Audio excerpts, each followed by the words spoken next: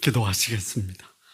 살아계신 하나님 아버지 감사합니다. 오늘 주께서 우리 가운데 함께 임하셔서 영광과 존귀와 경배를 받으시옵소서. 오늘 우리가 여호와의 구원을 갈망하며 하나님이 우리에게 행하실 크신 은혜의 축복이 넘치는 시간 되게 하옵소서. 예수님의 이름으로 기도합니다. 아멘. 이사야 56장은 이사야의 세 부분의 마지막 부분 되는 첫 번째 장입니다. 1장부터 39장까지는 소위 하나님의 백성들이 하나님의 백성답지 못한 그런 삶을 살고 있는 것에 대한 경고와 심판의 메시지입니다. 하나님의 백성이 하나님 뜻에 합당하게 살지 못하는 것이 그때나 지금이나 별 차이가 없죠. 그런데 그런 하나님 뜻을 거역하고 대적하고 또 불순종하는 하나님의 사람, 그들뿐만이 아니라 하나님의 형상대로 지음받은 모든 인간을 위해서 하나님이 친히 고난받는 종으로 이 땅에 오십니다. 이게 이사야 40장에서 55장까지의 말씀입니다. 그가 찔림은 우리의 죄악을 인하며 그가 상함은 우리의 허물을 인함이라. 그가 채찍에 맞음으로 우리가 나음을 입었다라는 여호와의 종의 고난과 또 구속의 말씀이 이사야 40장에서 55장까지의 말씀입니다. 오늘 시작되는 이사야 56장에서 66장까지는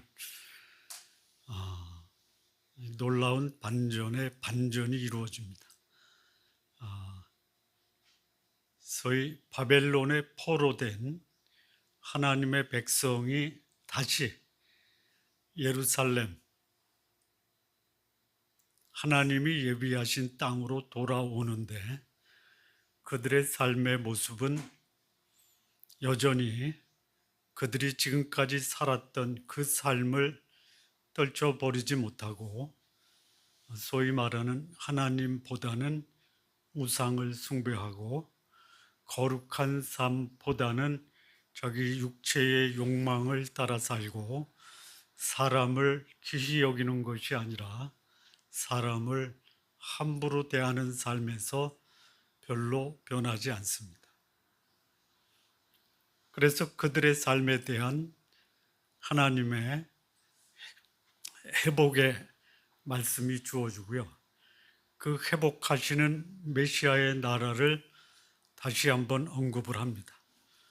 그리고 마지막으로 이사야 65장과 66장에는 마지막 메시아의 왕국, 영원한 하나님 나라를 선포하고 이사야는 그 선지서를 마감합니다.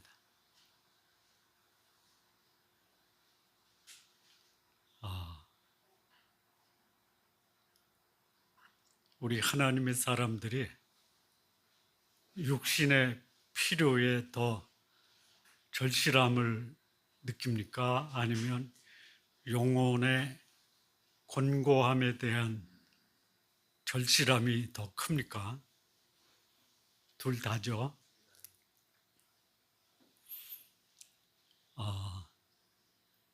권고한 영혼을 육신의 필요가 풍족하면 해결된다라고 믿는 하나님의 사람들이 많죠.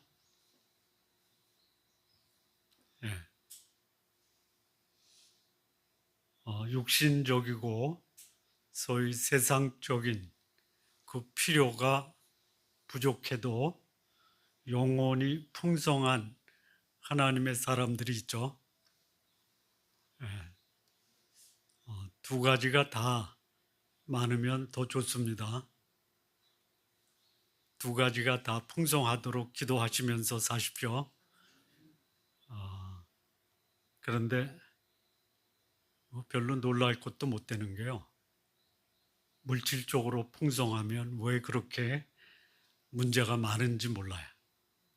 아브라함이 애굽에서 수많은 금은 보화를 가지고 가나안에 돌아왔는데 재물이 많은 이유로 가족 간의 갈등과 대립이 생겨서 헤어지죠. 물질을 잃어버리는 게 낫습니까? 가족을 잃어버리는 게 낫습니까? 둘 다 잃어버리면 안 되죠. 에,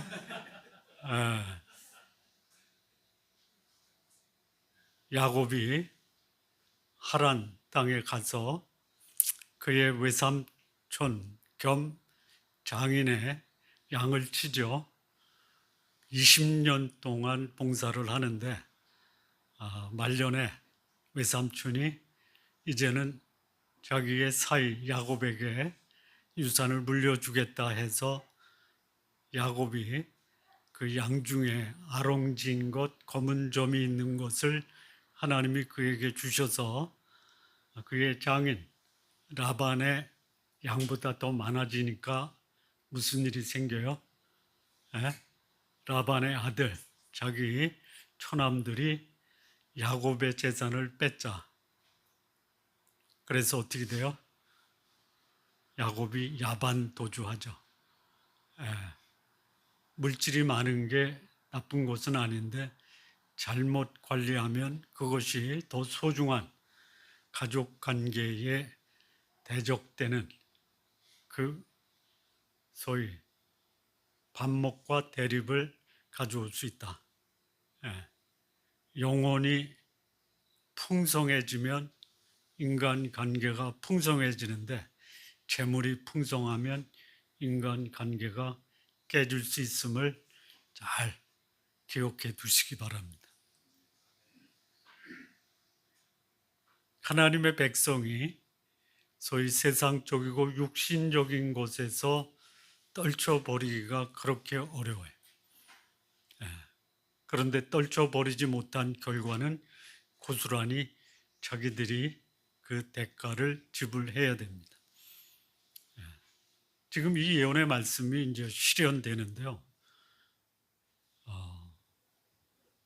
페르시아의 소위 바사의 고레스 왕 BC 538년에 유대인의 해방을 선포합니다.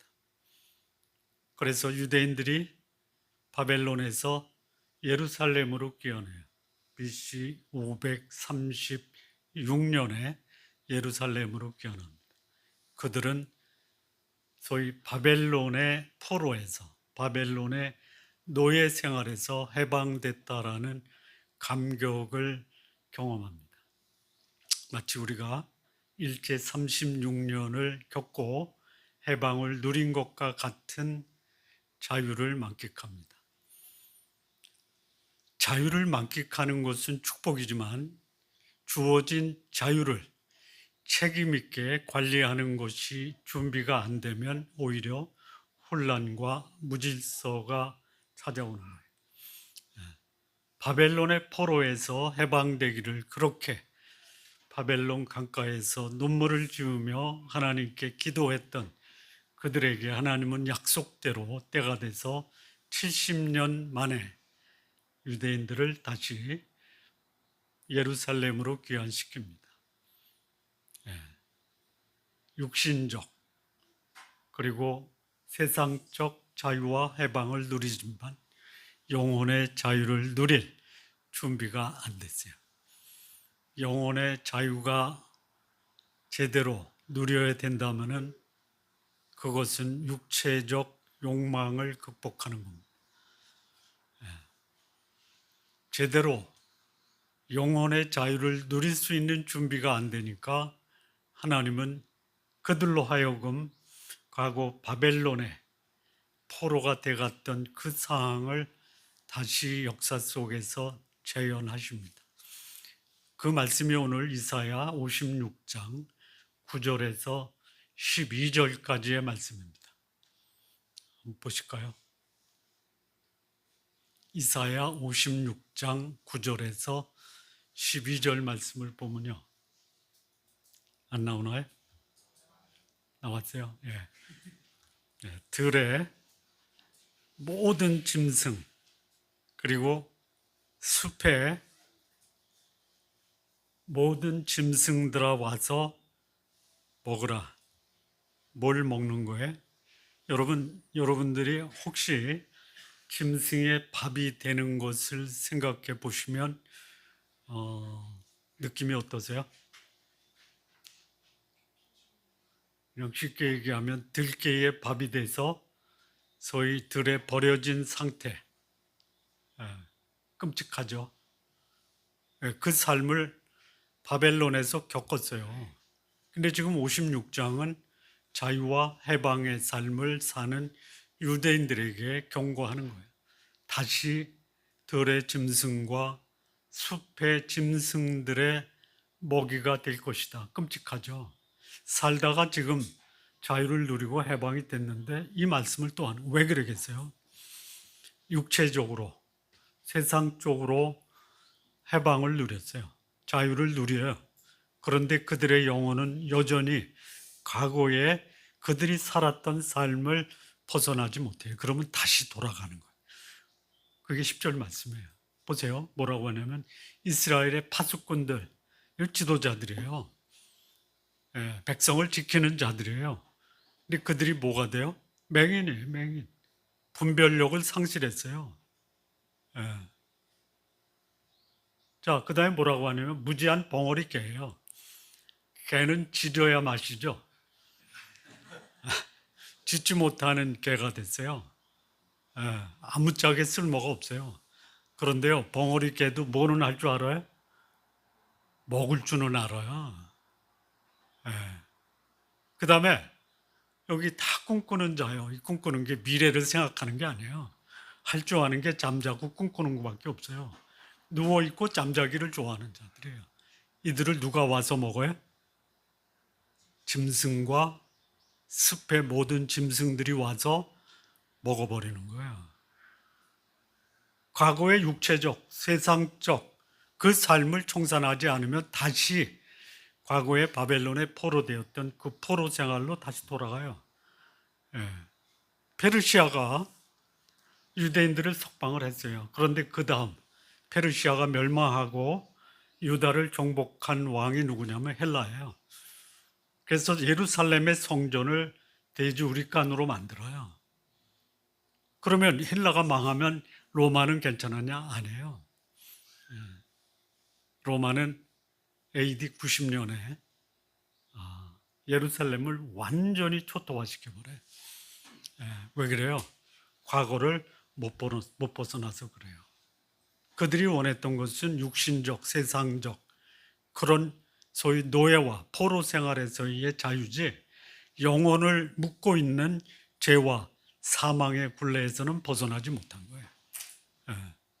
11절을 보시죠. 개들이에요. 무슨 개요? 벙어리 개예요. 짖어야 될 도적이나 외부의 침입으로부터는 입을 닫고 있는데 탐욕에 대해서는 입을 넓게 벌리는 족한 줄을 몰라요. 아무리 먹어도 이 탐욕이 그치질 않아요. 파수꾼과 개, 요게 소위 유대의 지도자들이에요. 그런데 이 유다의 목자들이에요. 영혼을 인도하는 목자들은 어때요? 뭘 지각해요? 무엇이 옳고 그른지를 분별을 못해요. 목자들이 먼저 어디로 가요? 함정으로 들어가고요. 구렁텅이로 들어가는 거예요. 그 길이 멸망의 길인데도 그것을 모르고 그리 가요. 자기만 가는 게 아니에요. 누구도 데려가요? 백성들도 데려가는 거예요. 그러면서도 나한테만 좋으면 그게 다 선이다 라고 거짓을 주장하는 거예요. 근데 이 목자들이 뭐 하냐면요. 12절 보세요. 오라. 내가 포도주를 가져오리라. 우리가 독주를 잔뜩 마시자. 오늘같이 크게 넘치리라. 예. 소위 지도자들이나 소위 하나님의 일꾼들이 여기 이제 우리 이게 확산돼요. 여러분, 지도자가 잘못 행하면 백성들도 따라가는 거예요. 우리 성도님들 그 좋은 나무 교회 담임 목사가 똑바로 가도록 기도해 주세요. 누구를 위해서? 여러분을 위해서예요. 예? 예. 벼락마저도 꼿꼿하게 서 있도록 기도해 주세요. 예? 이 포도주와 독주에 빠지지 않게 기도해 주세요. 이 포도주는 뭐고 독주는 뭐예요? 여기 나오니까 말씀을 드리는데요. 포도주는 약한 거고요. 독주는 강한 거예요.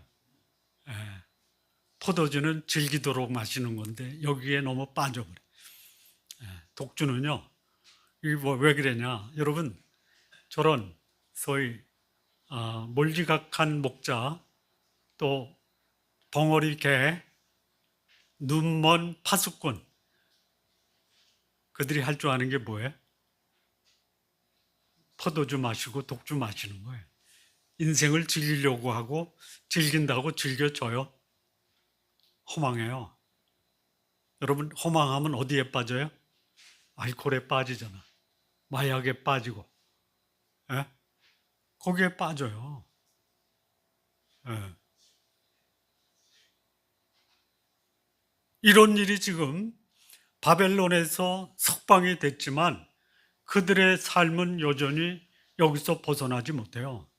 앞서 말씀드린 대로 하나님의 사람이 나는 하나님의 사람답지 않다라고 하는 세 가지 말씀드렸죠. 기억나세요? 첫째, 우상 숭배. 둘째, 탐욕. 셋째, 예? 세상과 화합하는 거예요. 예. 우상과 세상과 자기 욕망이에요. 이게 하나님의 사람이에요. 이런 사람들이 추구하는 게 뭐예요? 눈이 멀어버렸어요. 입이 닫혔어요. 예. 할 줄 아는 게 뭐예요? 잠자는 것밖에 없어요. 그러면서 자기 육체의 탐욕을 위해서 자기 인생을 마비시키는 거예요. 이런 식입니다. 지금 이게 이사야 56장에서 59장까지 반복되는 거예요. 육체, 우상, 그리고 세상. 그러다 보니까 하나님은 그들의 안중에서 사라져 버려요. 이럴 때 하나님이 뭐라고 말씀하시냐면요. 여호와의 구원이 가까웠다. 그러니 여호와의 구원을 갈망하는 자가 되라 라고 말씀하는 거예요. 1차적으로는 이게 소위 바벨론 포로에서 귀환한 유대인들에게 말씀하세요. 2차적으로는요, 여기 누가 나오냐면 이방인이 나오죠. 3절에. 또 거기 누가 나오냐면 소위 고자, 다른 말로 환관, 또 다른 말로 내시가 나와요. 이방인과 환관은 하나님의 구원을 갈망할 수 없어요. 그들은 버림받은 자예요. 그런데 하나님이 하나님의 구원이 가까웠다. 그랬더니요. 유대인들은 외면해요. 모두 다가 외면하는 것은 아니에요. 일부 남은 자가 있어요. 남은 자 외에는 대다수가 하나님의 구원에 갈망해서 멀어져요. 그런데 이때 이방인과 환관들이 하나님의 구원을 갈망하는 거예요. 여러분, 여기서 구원을 갈망하다라는 것이요. 오늘 신약 시대에도 동일한 의미로 사용되지만 조금 의미에 있어서 차이가 있습니다. 이게 BC 6세기입니다. 6세기. 그러면 이때 구원을 갈망하는 것은 뭐예요? 메시아가 이 땅에 오시는 것을 사모하고 기다려라 이거예요. 다시 말하면 예수 그리스도 그분이 우리의 인생을 구원하기 위해서 오시는 그날을 사모하라. 예수 그리스도의 초림에. 자, 그런데 우리 신약에도 구원이 가까웠다라는 말씀이 있어요. 천국이 가까웠다, 구원이 가까웠다. 예. 그 침례 요한이 요단강에서 천국이 가까웠다라는 것은 예수님의 초림에, 예수님이 이 땅에 하나님의 아들 메시아로 오셨다라는 것을 선포하는 거예요. 사도 바울이 로마에 있는 성도들에게 이런 말씀을 합니다. 로마서 13장 11절 말씀인데요. 자다가 깰 때가 됐다. 어둠의 옷을 벗고 빛의 갑옷을 입자. 이는 너희 구원이 처음 믿을 때보다 가까이 왔다. 이렇게 말씀합니다. 그러면 사도 바울이 로마에 있는 성도 우리들에게 말씀하는 너희 구원이 처음 믿을 때보다 가까이 왔다. 가까이 온 구원은 뭐죠? 구약의 이사야가 선포한 구원이 가까이 온 것은 메시아가 올 때가 됐다 이거예요. 사도 바울이 로마 성도에게 선포한 구원이 가까웠다라는 것은 무엇을 선포하는 거예요? 예수 그리스도의 다시 오심 재림이 가까웠다. 그러니 어둠의 옷을 벗고 빛의 옷을 입자. 여기 예수님 초림을 선포하는 이사야가 예수님이 이제 이 땅에 오시니 그 오시는 메시아를 우리는 어떻게 맞이할 것이냐. 1절에 보면 정의를 지키고 의를 행하고 2절에 보면 안식일을 거룩하게 지키고 악을 금하라. 이 네 가지 말씀을 합니다. 메시아의 오심을 갈망하는 자들, 그들의 삶의 모습이 뭐냐? 공의, 정의, 안식일, 그리고 선을 행하는 것. 여러분, 이거 구원의 조건이 아닙니다. 적어도 내 영혼의 곤고함을 깨닫고 이렇게 사는 삶은 내 영혼을 곤고하게 할 뿐만이 아니라 내 삶을 허무하고 의미 없게 하고 이렇게 사는 것이 아니고 삶의 의미를 잃어버리고 사는데 이렇게 살 수 없다라고 하는 내 영혼의 곤고함을 갖는 사람들의 함성이 뭐예요? 정의를 행해야 되겠다, 공의를 행해야 되겠다, 안식해야 되겠다, 선을 행해야 되겠다라는 것. 여기서 이 정의는 뭐냐면요, 요즘에 우리 말로 말하면 사회 정의에 뭐예요? 사람을 귀하게 여기는 거예요. 사람은 이용의 대상이 아니라 사랑과 섬김의 대상이다라고 하는 마음이 뭐냐? 정의를 지키는 거예요. 우리 성도님들, 내 주변의 사람이 나를 소중하게 여겨주기를 바랍니까? 아니면 나를 함부로 대해주기를 바랍니까? 이런 질문에 대해서는 답할 가치도 없죠. 왜? 다 아니까. 그런데 그렇습니까? 여러분 주변 사람들이 여러분들을 아주 소중하고 귀하게 여깁니까? 아니면 뭔지 모르지만 그 눈빛을 봐도 내가 무시당하는 기분이 어떻습니까? 여기 사람들을 많이 대하는 분들, 여러분을 찾아오는 분들에게요, 아, 저분이 나를 참으로 소중하게 여기는구나. 이게 무슨 태도예요? 여호와의 구원을 갈망하는 태도예요. 있어요. 여러분 사람을 업신여기고요. 그야말로 원칙과 기준을 저버리고 내 육체의 안식은 구하지만 영혼의 안식에 관심이 없어요. 선보다는 악을 행하는 사람, 그들에게 구원이 가까이 있겠어요?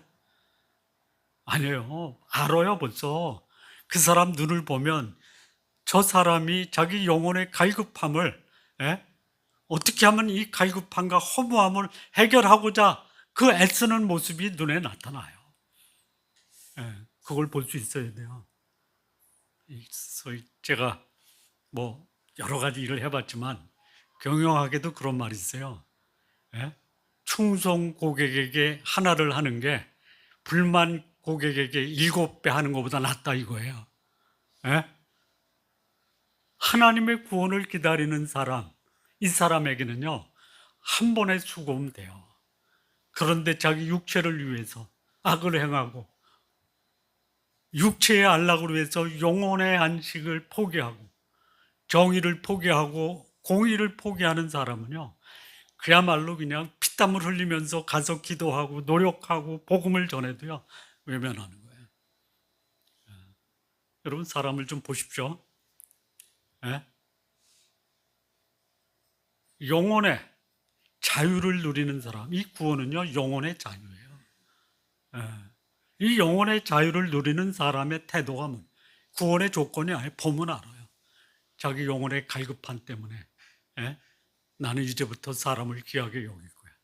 나는 하나님의 말씀, 소위 말하면 원칙과 기준을 존중하며 살 거야. 나는 내 영혼의 안식을 갈망할 거야. 선을 행할 거야. 이 태도가 있어야 돼요. 우리 좋은나무교회 성도 여러분, 이런 삶을 좀 사십시오. 그래야지 여러분이 참된 영혼의 자유, 구원의 감격을 누리면서 사는 거예요. 그런데 여기 이것이 1차적으로 유대인들에게 하나님이 이사야를 통해서 선포하십니다. 우리들에게 선포하시는 거예요. 예수 그리스도 믿고 구원 받았는데 내 영혼의 자유함이 아직도 곤고하다. 이렇게 사세요. 자, 그런데 하나님의 백성에 들어오지 않는 이방인들이 있어요.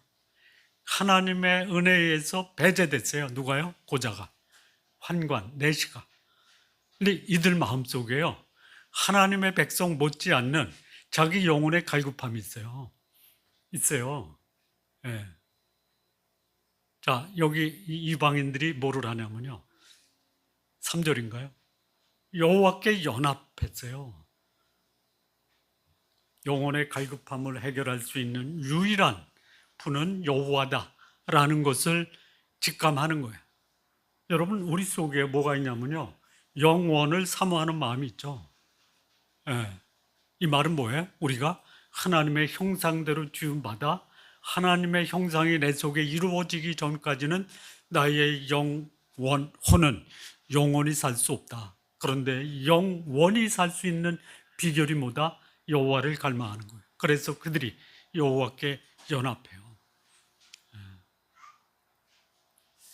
여러분, 이 불신자들이요, 이방인들이요, 영혼을 갈망합니다. 갈망해요. 소크라테스도 갈망했어요. 예? 갈망해요. 예. 그런데 그 영혼을 주는 분이 누군지 모르기 때문에 더 갈등하고 고민하고 방황하는 거예요. 예. 여기 이방인들이요, 여호와께 나오는 거예요. 연합하다라는 게 뭐예요? 이 연합이라는 말은요, 하나님이 아담을 만드시고 그의 외로움을 보고 하와를 데려와서 하나님이 아담과 하와를 연합시켰죠. 그러므로 사람이 부모를 떠나 여자와 연합하여 둘이 하나가 되다 할 때 그 연합과 이 연합이 같은 거예요. 예. 연합을 다른 말로 뭐라고 그래요? 이 연합은요, 조건이 있어요. 예. 지금의 연합은 서로 이용하고 또 나한테 유익이 되면은 연합하지만 나한테 해가 되면 어떻게 해요? 버리죠. 예. 제가 요즘 중국 드라마를 즐겨 보는데요. 없을 때는요, 사랑하는데요, 갑자기 한 사람이 높아져. 한 사람은 그대로 있어요. 어떻게 해요? 발로 차버려요. 그런데 이게 반전이 돼요. 예? 그러면 발로 찼던 사람이 나 오해했다, 잘못했다 와서 사과해요. 어떻게 해요? 버리는 거야. 하나님이 나의 구원자다 라고 그 하나님과 연합하는 자. 이 연합의 조건이 두 가지예요. 첫째는 뭐냐면 자기 희생이에요. 연합을 다른 말로 사랑이라고 하는데, 진정한 사랑은 희생이 존재되어야 되고요. 두 번째는요, 양보예요. 양보. 희생과 양보. 나를 위한 것이 아니라 상대를 위한 거예요. 그를 위해서 내가 가진 것도 포기하고요, 더 좋은 것은 그에게 양보하는 게 뭐예요? 연합이에요. 그렇게 하나님을 연합하기 위해서 자신의 귀한 거 희생하고 양보하는 이방인들이 있으니 놀라운 거예요. 우리 성도님들이 그런 분입니다. 그렇게 사셔야 돼요. 예. 이렇게 이 이방인들이 뭐라고 하냐면요. 여기 여호와의 이름을 사랑하고 또 그의 종이 되어 안식일을 지켜 더럽히지 아니하고 나의 언약을 지키는 이방인. 예. 자, 연합했다라는 것이 뭐예요? 안식일을 지켜 더럽히지 않는 거예요. 안식은 누가 주셨냐면 하나님이에요. 안식은 누구 안에서만 가능해요? 하나님 안에서만 가능해요. 사람으로 오신 하나님 예수 그리스도 안에 서면 안식이 가능해요. 예. 그리스도 안에 있지 않고 추구하는 안식은요, 소위 바람을 잡는 거고 모래를 씹는 것과 같은 거예요. 예. 근데 이방인들이요, 여호와를 사랑하고요, 여호와 안에서 안식을 누리기를 원해요. 그래서 하나님의 말씀이 있으면 그 말씀을 굳게 지키려고 하는 거예요. 누가요? 이방인이요. 또 볼까요? 4절이요. 예. 여기 안식일을 4절이죠. 안식일 그리고 언약을 곧게 지키는 고자. 예. 여기 소위 이 고자는요, 하나님의 소위 버림받은 존재, 예. 하나님의 재앙 속에 빠진 자, 사람 구실 못하는 자. 이들이요, 하나님 안에서 안식을 누리기를 원해요. 물론 이방인도 마찬가지. 예. 여기 하나님의 언약을 굳게 잡아요. 이 신약 시대에 이 소위 고자 중에 하나님의 말씀을 읽으면서 예루살렘에 예배 드리러 왔던 사람 있죠? 예. 있어요. 그런데 그가 말씀을 읽고 예배 드리러 왔지만 그가 안식을 못 누려. 왜요? 하나님 밖에서 하나님을 추구한 거예요. 그러니 안식을 누릴 수 없어요. 말씀을 벗어난 안식, 말씀을 벗어난 예배는요, 자기 영혼의 곤고함을 해결할 수가 없어요. 그래서 여기 이방인과 고자가 뭐예요? 안식일을 지키고 그리고 선을 행하고 여호와의 언약을 굳게 잡는 거예요. 그러면 그가 이방인이든 아니면 하나님의 소위 재앙의 대상, 사람 구실 못하는 사람이든 그들이 어떻게 되느냐? 5절 보시죠. 내가 내 집에서 내 성 안에서 그들을 누구요? 이방인과 고자들을 아들이나 딸보다 나은 기념물 이름을 그들에게 줄 것이고 영원한 이름을 주어 끊어지지 아니하게 할 것이다. 이방인과 고자의 이름을 하나님이 영원히 기억되는 이름으로 남기실 거예요. 예. 하나님을 아버지라 부르는 유대인들보다 그들의 자녀 수를 더 나은 기념물과 이름을 줄 것이에요.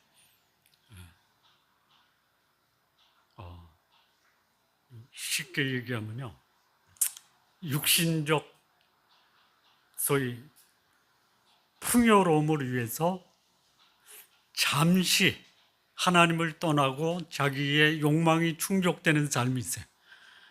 그런데 하나님을 갈망하며 안식과 평안을 추구하는 삶이 잠시 동안의 고난을 당할 수 있어요. 그러나 영원한 안식과 그 이름이 영원히 기억되기 위해서 잠시의 고난을 받아들이고 영원한 안식을 누리는 삶, 잠시의 영광을 위해서 영원한 안식을 포기하는 자가 있고 영원한 안식을 위해서 잠시의 풍요로운 삶을 포기하는 사람이 있어요. 이 둘 중에 하나를 선택해야 된다. 그럼 뭘 선택하시겠습니까? 뭐 둘 다 가지면 좋아요. 예, 둘 다 가지면 좋은데, 예, 잠시 영광을 위해서 영원한 안식을 포기하겠다. 영원한 안식을 위해서 잠시의 풍요를 포기하겠다. 기약이면요, 영원한 안식을 위해서 잠시의 풍요를 좀 내려놓으십시오. 예, 오늘 내가 힘들다. 그러면 이거는 잠시다.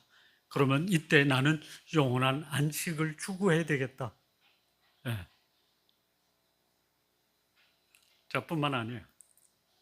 예. 정의와 공의, 안식과 선을 추구하는 사람에게 주어지는 게 여기 영원한 이름이에요. 예. 두 번째는요. 6절 보면 여호와 연합하여 그를 섬기며 여호와 이름을 사랑하며 그의 종이 되며 안식일을 지켜 더럽히지 아니하고 나의 언약을 굳게 지키는 이방인마다 7절이요. 내가 곧 그들을 나의 성산으로 인도하여 기도하는 내 집에서 그들을 기쁘게 할 것이며 그들의 번제와 희생을 나의 제단에서 기꺼이 받게 되리니 이는 내 집은 만민이 기도하는 집이라 일컬음을 될 것임이라. 여호와의 구원을 갈망하는 자, 하나님은 그들을 하나님의 거룩한 산으로, 하나님이 그들을 그 하나님의 집으로 인도하셔서 그 집에서 하나님은 그들과 교제하는 거예요. 기도한다. 기도하는 집이 뭐예요? 하나님께 내 마음, 하나님의 음성을 듣고 그 음성에 응답하는 그 삶이 뭐예요? 기도예요, 기도. 하나님이 하나님의 집에서 하나님의 구원을 갈망하는 자와 교제하시겠다라는. 우리 성도님들 누구와 교제하면 가장 내 삶이 가치가 있고 보람이 있고 풍성해지겠어요? 나의 필요를 채우는 그분, 육신적인 필요도 채우시고 영적인 필요도 채우시고 뿐만 아니라 나에게 영생의 선물을 주시는 그분과 기도하는 그 집으로 하나님이 우리를 인도하시는 거예요. 우리가 누구예요? 여호와의 구원을 갈망하는 자. 그 사람은 크게 말하면 두 가지예요. 첫째는 뭐예요? 정의를 행하는 자. 사람 귀하게 여기는 거예요. 우리 옆에 분을 보고 그 사랑의 그 눈으로 지그시 한번 좀 바라봐 주시죠. 네?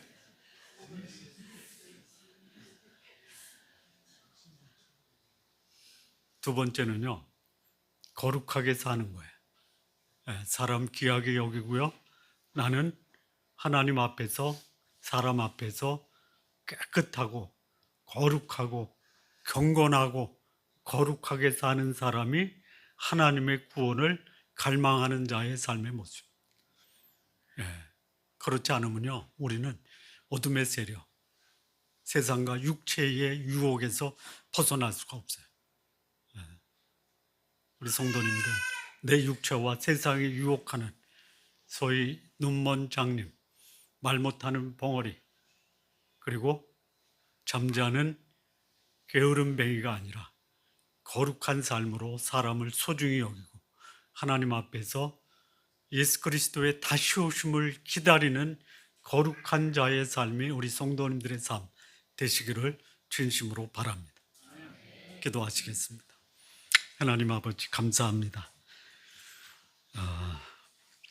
우리 주님 예수 그리스도 그분을 갈망하는 삶, 오늘 우리들의 삶이 정의롭고 공의로운 사람을 소중히 여기며 그리고 하나님 앞에서 깨끗하고 거룩한 삶 살아가는 우리 모두 되게 하옵소서.